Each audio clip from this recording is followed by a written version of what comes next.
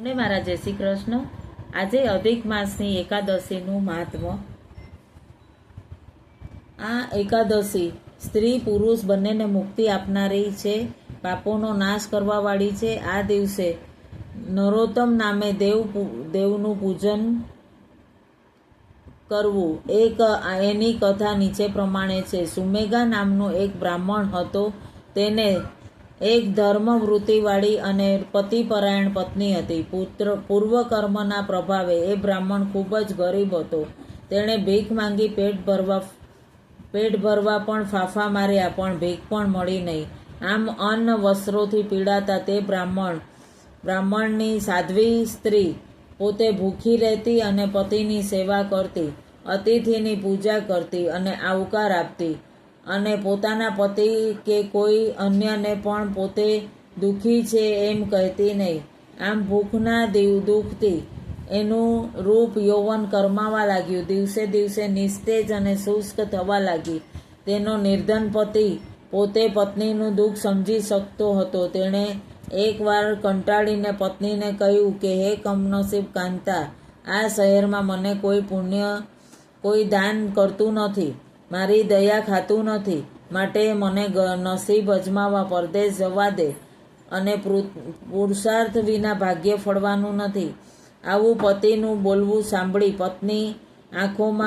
પત્નીની આંખોમાં પાણી આવ્યા। તે હાથ જોડી વિનયપૂર્વક બોલી, હે નાથ, હું આપને કંઈ કહેવા લાયક નથી, છતાં આપની અર્ધાંગના તરીકે બે બોલ મારી સમજ મુજબ કહું છું। તમે અહીં રહો કે પરદેશ જાઓ, ભાગ્યની દેવી કૃપા વિના તમને કંઈ મળી શકનાર નથી। અને માણસ જે કોઈ આ જન્મે આપે છે તે આવતા જન્મે મળે છે। સોનાના મેરુ પર્વત ઉપર જાઓ તો પણ તમારા નસીબમાં નહીં હશે તો કંઈ નહીં મળવાનું નથી। આ જન્મે તમે વિદ્યા, ધન, પૃથ્વી, કપડાં કે અન્ન એમાંથી કોઈને કંઈ આપ્યું હશે તો જ તમને એમાંથી કંઈક મળશે। આ જન્મે મળશે, પણ અન્ય શહેરમાં જવાનો વિચાર માંડી વાળો। અહીં જ ઈશ્વરનું નામ લો અને એક પરદુખ ભંજન આપણું દુઃખ કાપશે। તમારા વિના હું એકલી રહી શકનાર નથી તે તમે જાણો છો, અને કે પતિ વગરની સ્ત્રીને મા બાપ, ભાઈ બહેન કે કોઈ સગા સત્કારતા નથી। એવામાં એક દિવસ કૌંડિન્ય નામના ઋષિને ત્યાં આવી ચડ્યા। પત્ની અચાનક અતિથિને આવેલા જોઈ અતિથિનો પ્રેમથી સત્કાર કર્યો, પૂજન કર્યું। બ્રાહ્મણે ઋષિદેવને નમસ્કાર કરી બોલ્યો, હે મહાત્મન, આપના દર્શનથી હું ભાગ્યશાળી થયો છું। કૃપા કરી મને બતાવશો, મારી નિર્ધનતા નાશ થાય અને હું કમાવા માટે પરદેશ જવા માંગુ છું, પણ મારી સ્ત્રી ભાગ્યની દેવીની મહેર વિના મિથ્યા ત્યાં જવાની ના પાડી રોકી રાખે છે। કૃપા કરી મારી દરિદ્રતા નાશ થાય તેવો કોઈ ઉપાય આપ જાણતા હો તો મને બતાવો। આ સાંભળી ઋષિ બોલ્યા, હે બ્રાહ્મણ, સર્વ પાપ અને દુઃખ, દરિદ્રતાનું નાશ કરનારું એક મહાપવિત્ર વ્રત પરમા એકાદશીનું છે। આ વ્રત કીધાથી તમારું દુઃખ દૂર થશે। આ વ્રત કરવું અગાઉ કુબેરે કર્યું હતું। સદાશિવ પ્રસન્ન થઈ તેમને ધનનો અધિપતિ બનાવ્યો।